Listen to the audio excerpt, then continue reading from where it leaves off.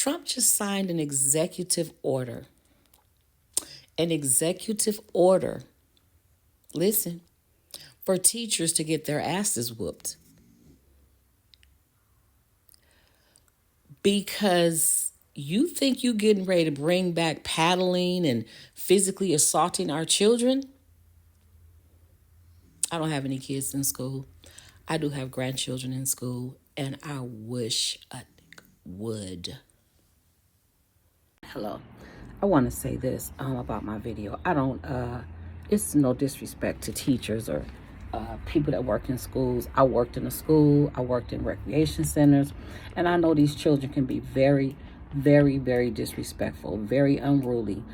They come from different homes, different backgrounds. You know, they have anger issues, mental issues, anger issues on top of anger issues. So I get that the kids are very disrespectful, but you know, these kids have no problem fighting adults. You have a lot of kids that have no problem putting their hands on authority figures.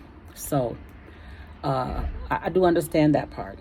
But me, as like I said, I wasn't a teacher. But when I worked in the schools, I worked at a middle school, elementary school, and high school.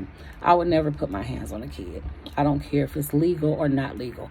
I remember being in middle school, from elementary to high school. But I remember watching kids get paddled with these big old wooden paddles and rulers and all kind of stuff.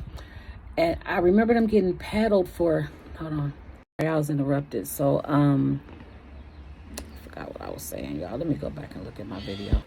I'm sorry, I got interrupted. I remember kids getting paddled for things that kids just did, like passing notes in class or laughing at something. Just innocent things that children do. First graders that can't keep still. Come up here and then you're going to get 5 licks on your hand. No, the hell you're not. Now, it's a self-defense issue is different. We ain't even talking about that. That's a whole nother video that I will not make. But as far as teachers being able to paddle kids, that is a physical assault that normally will turn into physical abuse. I mean, what's a paddle? 5 licks on the hand, 10 licks on the butt. I remember kids getting swatted on their butt and just screaming. Now, I made it to 7th grade. It was probably our first week of 7th grade. Me, this girl named Francesca Walker, and Donna Hurley.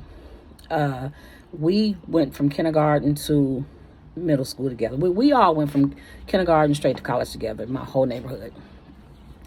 And I had to go to the bathroom. So I went to the restroom. Donna and Francesca was in the hallway. As I'm coming out the bathroom, they took a permanent marker and started writing on the wall at Weber Middle School. Just writing. I don't know what they were writing. I wasn't paying them no attention.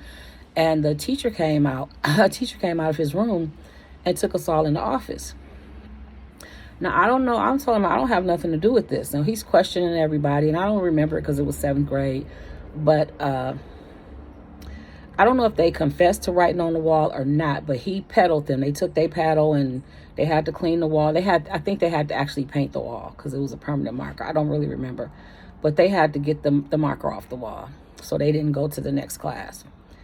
And when he went to go peddle me, I told him, you're not going to peddle me. You're not going to hit me. I didn't do anything. I didn't write on the wall.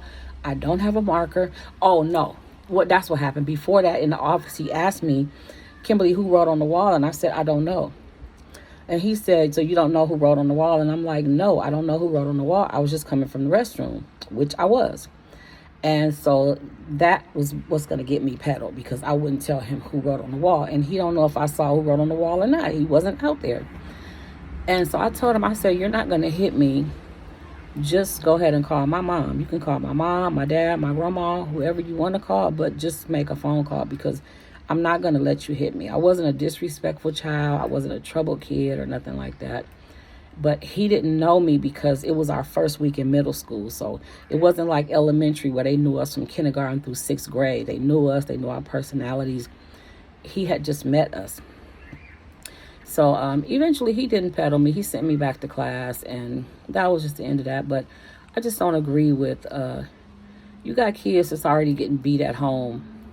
I remember my granddaughter, I hope this ain't a long video, but My granddaughter was in my granddaughter was in first grade. And a teacher called us.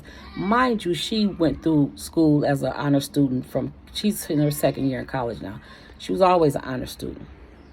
She was always a good kid. But she was a kid.